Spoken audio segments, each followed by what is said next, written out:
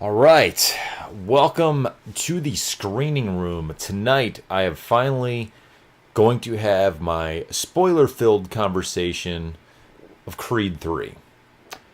I have waited until Sunday night to do this because I wanted to give everyone the chance to go out and see the movie on their own. I am going to tell you, do not continue to watch this if you have not seen Creed 3, or unless you want to hear some major spoilers from the movie, because I really think you need to go see this in theaters. I don't want to spoil this for anyone. And I purposely waited until tonight to give everyone the opportunity to go see Creed 3. If you watched my review, you know that I really enjoyed Creed 3. There was a couple things that I had issues with that I will go over in this conversation. But overall, I love the movie. And I'm looking forward to seeing it again. But definitely had some thoughts that I wanted to get off my mind. So, first, obviously, we're going to start with the backstory of Creed 3.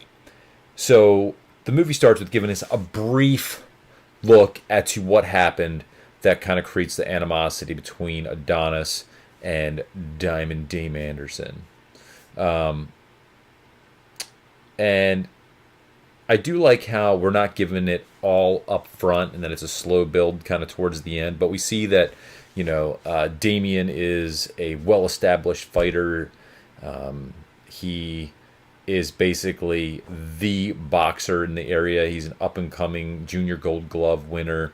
He's winning these underground fights. He's definitely got attention from some of the local trainers and stuff. And obviously, it shows that he has a hint of a bad side where he's got the gun, right? Because, what kid's carrying around a gun at that age?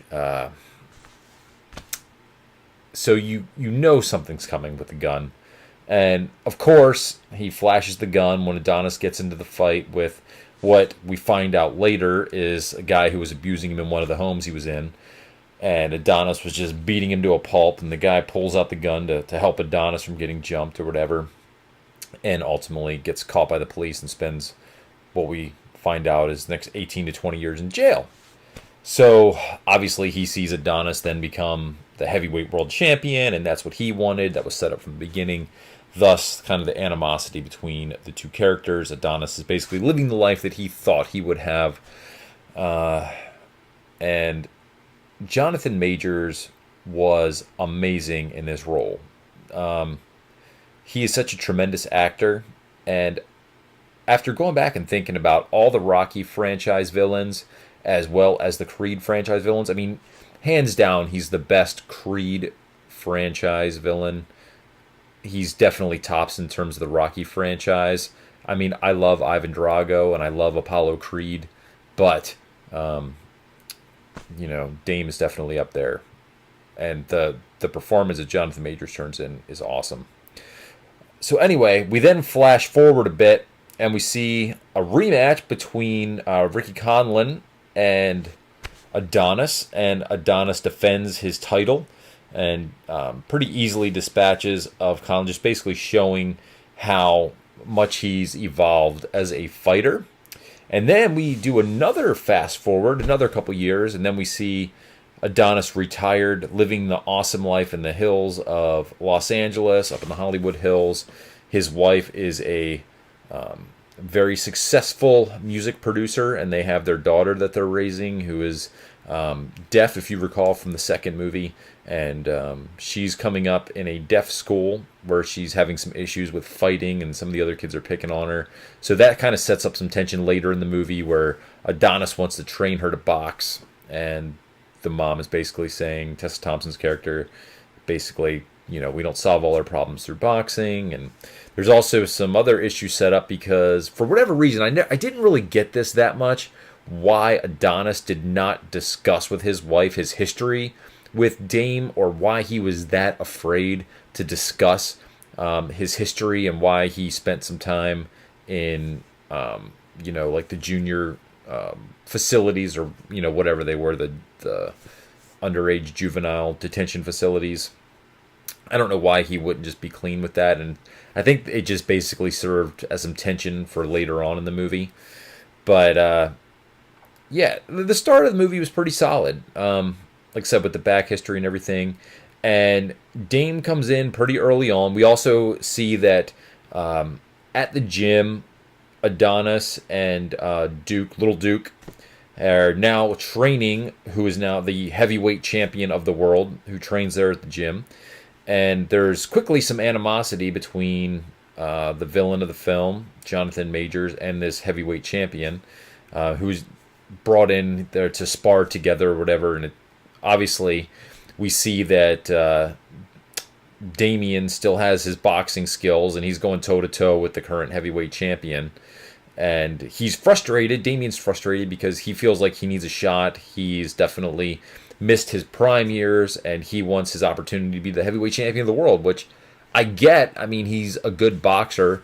He's kept in shape. He's kept in freaking massive shape in prison. He almost looks like Iron Mike Tyson coming out of prison. And he wants a shot at the heavyweight title. And Adonis is like, dude, you know, in the boxing world right now, you're a nobody. You're, you know, not a pro. You don't have any pro fights. You have these junior fights, but you're not an established boxer. You need to know your role a little bit. And he doesn't want to hear that. Dame doesn't want to hear that. He wants a shot, and he wants it now. So he basically, throughout the beginning of the film, is slowly working his way into Adonis's inner circle, and we see how he is laying the groundwork to get what he ultimately wants, which is a shot at the heavyweight title. Now, what is cool in Creed 3, which I like that you don't see that much in other prior Rocky movies, right? And we see this in the trailer. We see that Victor Drago, we see that he's brought in and that he is still a contender for the heavyweight championship of the world. Now, in other Rocky movies, it's like once a villain is beat, then it's almost like they magically disappear, right? They're not a boxer anymore because Rocky beat them or Adonis beat them, but not in this Creed franchise. Obviously, early on in the film, we saw that the villain from Creed 1 is out of jail and he's, you know, fighting for the heavyweight championship. And now we see that Victor Drago, obviously, he's still a heavyweight contender, and he is scheduled to fight against the dude that's training with Adonis and Duke for the heavyweight championship. So we see him coming into this this record label party that's thrown at what we think is Adonis's house, and it's cool. They're like boys now. They're like hugging each other and like, hey, dude, what's up?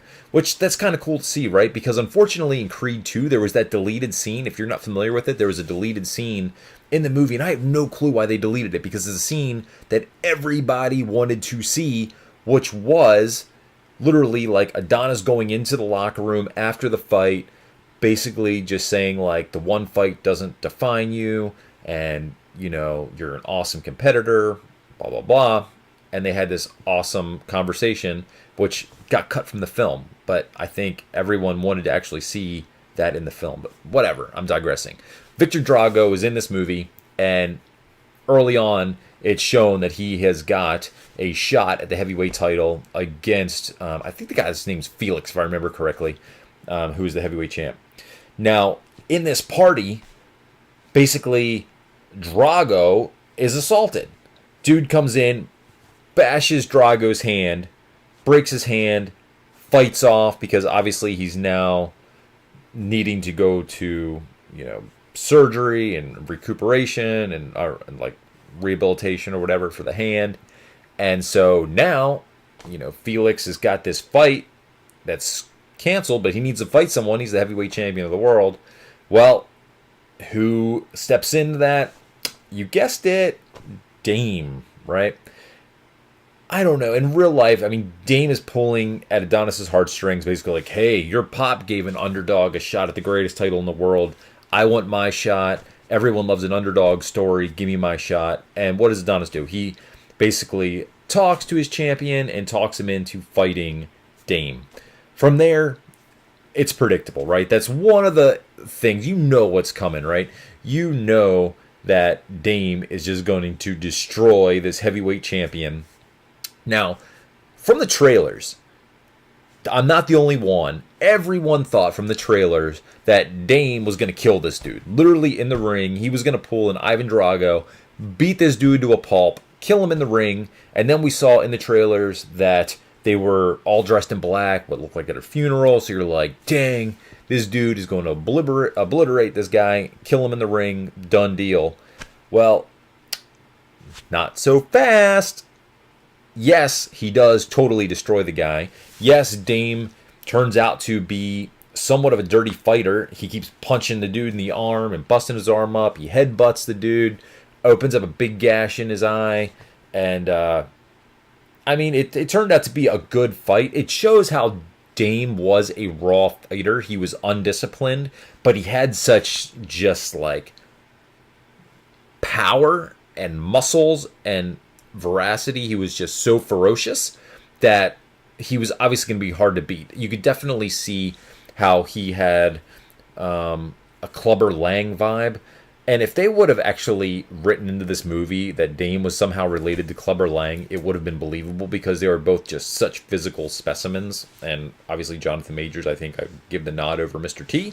Sorry, Mr. T, you were good as Clubber Lang back in the day, but got to give the nod to Jonathan Majors. But yeah, he beats this heavyweight champion to a pulp and, of course, becomes the heavyweight champion of the world, much to Adonis's chagrin because that's his fighter.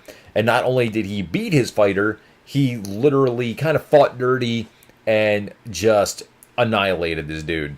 So Adonis is mad, dude. So he, after the fight, finds Dame, and that's where you see the scene on the beach, and is like, yo, what's up? Like, I helped you out. You got out of prison. I put you in with a trainer. You know, I helped you out in my gym. I did all this for you, and this is how you repay me. You basically, like, spit in my face. You destroyed my fighter. You're the heavyweight champion of the world. And that's where we see Dame come out and basically like, yo, I don't like you. You know, where were you? I wrote to you all these years in prison. You know, you never wrote back. You were never my boy. You're living the life that I always dreamed of. I want everything. I'm coming for everything from you. And what we don't see in the trailer in that beach scene is that he literally hauls off, nails Creed with a right on the beach. You kind of figured that might happen because in one of the trailer shots you saw Adonis with like a black eye. So yeah, he totally decks Adonis on the beach. Adonis is like, whoa, what the heck just happened? He's stunned by what's going on and leaves, obviously, sees his fighter recuperate, right? The heavyweight champ who just got beat. He's fine. He's in the hospital, but Donnie was worse in Creed 2, so it's not like it was anything crazy. But it is now revealed, okay, that Adonis's mom this whole time had been getting letters from Dame and withholding them from Donnie, which that was another thing I didn't get, right? Like, why was she withholding these letters? Yes, she figured he was a bad seed and didn't want her son to go down the path and end up in jail like Dame did. But at the same time, obviously they were very close friends, and to just withhold letters from someone who's in prison, there really wasn't a good explanation for that. So that was one of the little problems I have with the movie. So anyway, that is the spark. In my review, I said that Adonis' mom was kind of a spark. Well, yeah, because Dame was upset that he had written to Donnie for all these years and never got a response, never got a visit in prison.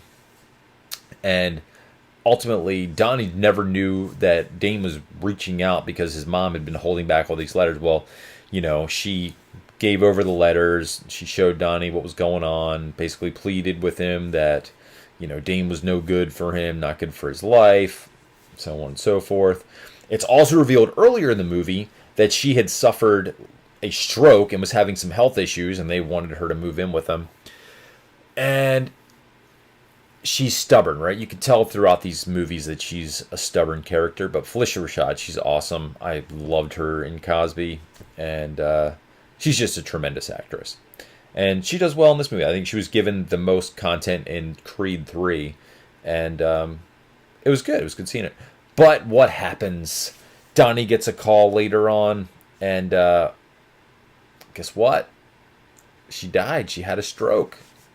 Well, she wasn't dead yet. When he got the call, he had to hurry up and get to her. She was on her deathbed, and yeah, ultimately his mom died. That's the funeral that we see in the trailer while they're all decked out in black. Well, anyway, getting back to Jonathan Majors, he starts basically ridiculing Creed, going at a personal level, insulting Creed or whatever. And Creed is like, I have to fight this guy. I've got to get out the history that we have. We have to leave it all out on the table. We've got to just come out of retirement after 3 years of retirement and fight Damian Dame Anderson, who now is the heavyweight champion of the world and is obviously the huge favorite, and Donnie is the underdog in his fight to come back and regain the heavyweight championship of the world. Now, for the first half of the movie, we were actually feeling sympathy towards Jonathan Majors' character. Once he took the heel turn, about halfway through the movie, maybe about 2/3 of the movie, then obviously we started cheering for Adonis more, and the fight's announced, and then we start getting into the training montages. And then some of the other conflict, which I wasn't totally happy with, again, with his wife, and why he wasn't telling her the full story of what happened to him and Dame when they were children, which went back to this abusive guy that abused him earlier on in life, who he was beating up. And that comes out, and there's a montage where he starts training his daughter a little bit with boxing, and it's kind of foreshadowed that she might enter boxing at some point, so I don't know if that's where the franchise is going. But we get some really cool cinematic sequences with the training montage. I like what they did in some of the stuff with the hanger, and I love the fact that Victor Drago was Creed's sparring partner. We kind of got a hint of that in the trailer, but the way they really start going at it in the movie, and it was funny because Victor was just pounding on Adonis when they were sparring and just beating him up like old school style. And that was kind of Donnie's like moment where he was like, I've got to become the Donnie of my past. I've got to become Creed again. And literally takes off his headgear during the sparring match, and he's like, let's go. Even though his face is all bloody and bruised already from Victor Drago beating him during their sparring session. And Victor's like, all right, let's go. He takes off his headgear, and they literally just start boxing, which was cool, man, because I really like Victor's character. And I don't know how much time passed from when Victor was attacked. That was one issue I had. I was like, wait a minute. His hand just got busted up, and he was going to have to go through like rehab and stuff. But here he is, just a short time later, ready to box and do sparring and stuff like that, like hardcore sparring. So I thought that was a little unrealistic. But hey, it's Hollywood. Magic happens. So anyway, we get the training montages and whatnot, and then lo and behold, here we are at the final fight between Damian Dame Anderson and Adonis Creed. Now here's where I've seen some of my other fellow reviewers say that the movie was predictable. Now I do think it was predictable. We knew all along the movie was building to this final conflict, this final fight, obviously, between the two of these characters. And the audience that I was with a really fired up audience. And there was people in the audience who were literally in the final fight cheering for Dame. Cool. There was, I would say, 2/3, 3/4 of the people in the theater were obviously rooting for Dame. They're like, come on, Creed. Hit him. It was kind of cool. It was a fun theater experience. But where I don't feel it was predictable was that you honestly didn't know who was going to win and also who you were really rooting for. Because myself, as a fan of the franchise, I'm like, okay, well, if Donnie wins this fight, he's a retired fighter coming out of retirement. He's going to be the heavyweight champion again. who do we really see him fighting moving forward as the heavyweight champ? Is he going to retire again? Is he going to train his daughter to fight? Is there going to be someone he's going to mentor? We've already seen him in kind of this promoter role throughout the movie, in the early parts of the movie. So if he wins, like, how are they setting up that franchise? Are we then going to literally get Clubber Lang's kid or something? I don't know, man. I don't know. Like, if Donnie wins the fight, where does it go? Not sure. Then you got Dame. If he wins, all right, maybe him and Adonis bury the hatchet, and then Adonis helps him train. Maybe Adonis helps him throughout his journeys being the heavyweight champion of the world. I don't know. So I was conflicted. I didn't really think it was predictable. I didn't know who was going to win going into the fight.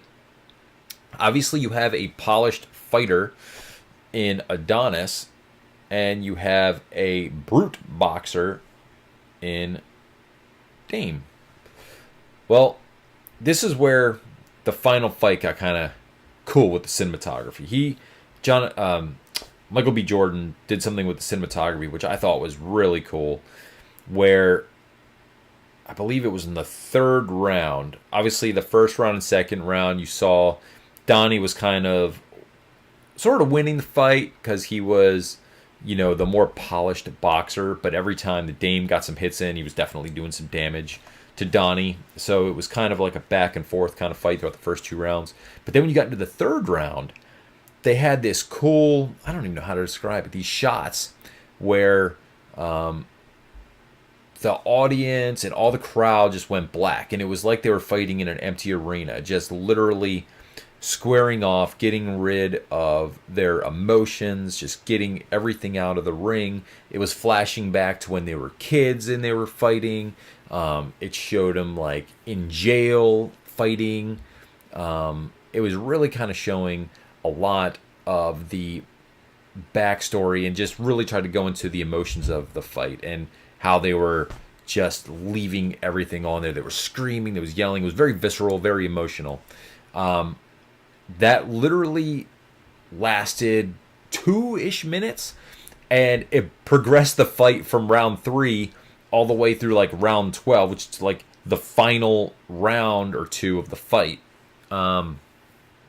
Which obviously you're like, well, dang, we now don't really know who's winning the fight. That kind of sucked because you're like, well, I don't know if Dame's winning the fight. I don't know if Donnie's winning the fight on the scorecard, blah, blah. You don't know. But it was kind of a really cool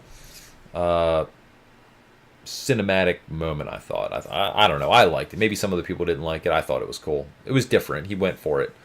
Definitely with some of the close-ups and stuff in the fight scenes, I can see why they said it felt a little more anime. That wasn't distracting. I actually enjoyed the fight choreography and stuff like that. Obviously, the big spoiler moment. The last round is just back and forth, brutalizing each other. Donnie gets knocked down, and gets back up. Then they're just squaring off on one another. And ultimately, what happens? The final victor. If you haven't seen the movie, I'm warning you now. I'm about to tell you who wins the final fight. All right. Well, ultimately, Creed pulls it out. He, gets it done. He knocks out Dame, and I guess everyone was cheering. Everyone was soaked. Everyone was like, oh my gosh, Creed, Creed, Creed. And the polished fighter came out on top. And that's pretty cool. I mean, obviously, it's always a good moment when the protagonist of the movie comes out, the victor, and the antagonist kind of gets their due. But for me, I was struggling because I was just like, okay, well, then where does the franchise go from here? Because I don't know. I'm totally torn. I don't know where we go. I don't know who we fight next. I don't know if there's going to be another movie, if it's going to focus on his daughter. We'll see. I'm not sure. But after the fight, we then get the locker room sequence that we missed out on in the second movie. They literally filmed the same scene again, but now he's going in and talking to Dame, and literally they're working their stuff out, saying like, "Hey, we left it all out there. We left it in the ring." He was joking about how he had some moves that he didn't know from when he was a kid, and you saw them just working their stuff out. So at the end of the movie, it's kind of like, all right, they're brothers again. He basically says, "Hey, if there's anything I can ever do for you, Dame, I'm there for you, man." So it's definitely open to Jonathan Majors being involved in another Creed film. I don't know, again, if we see Adonis now become his mentor and getting him another heavyweight title shot and making him more of a clean fighter, a more polished fighter, not a dirty fighter. I don't know. I'm not sure where this franchise is going. But I enjoy the movie. A couple things I didn't like, right? The whole absence of Rocky.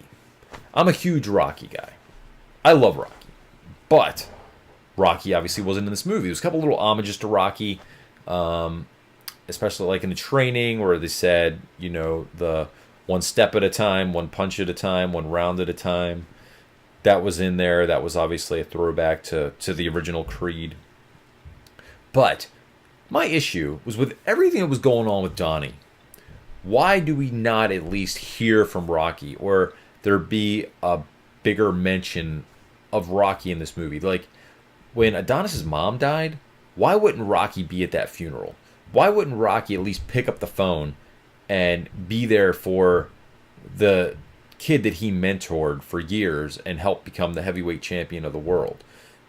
Why wouldn't Rocky be there to deliver a eulogy of sorts for Mrs. Creed? That sort of thing really befuddled me. So I'm like, Rocky would be there. I understand that he's with his grandchildren now. He's in Philadelphia. He's on the other side of the United States. But Rocky would be there for Creed. And then especially when he was having this comeback fight against this brute boxer, which Rocky would obviously know about because he fought Clubber Lang. And he fought Ivan Drago. So he obviously could have been an asset in the training for Adonis, if not given him some pointers or something. So the absence of Rocky in those moments was what was kind of getting to me a little bit, like, okay, Rocky would have been there. So that was a little bit disconcerting for me. That was probably the biggest issue that I had with the movie, was the absence of Rocky. I'm kind of glad Creed went off on its own, became its own franchise, but at the same time, I kind of want to know what's going on with Rocky and why he wasn't there.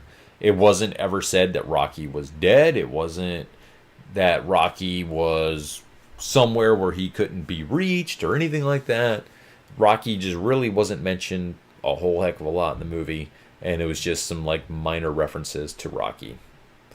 So, whatever. We'll see if there is ever another Rocky movie. I know Sylvester Stallone's having some major issues with the producers of the film and who has the rights, so I'm starting to really think it's doubtful that we ever see another Rocky movie or another Rocky in a Creed film, but who knows? I guess we'll find out one day.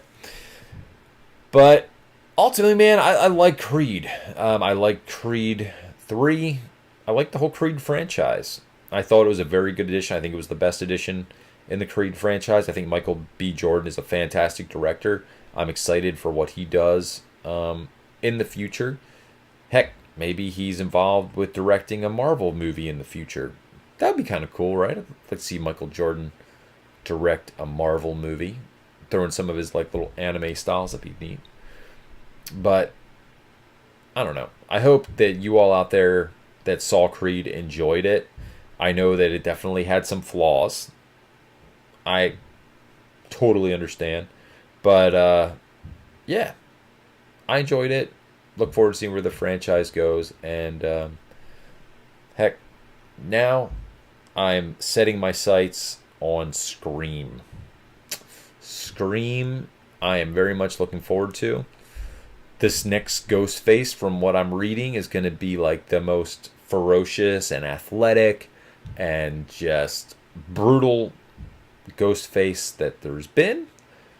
I'm interested to see if they bring back like Stu or someone as the killer somehow, because you never know in horror movies. It's always expect the unexpected.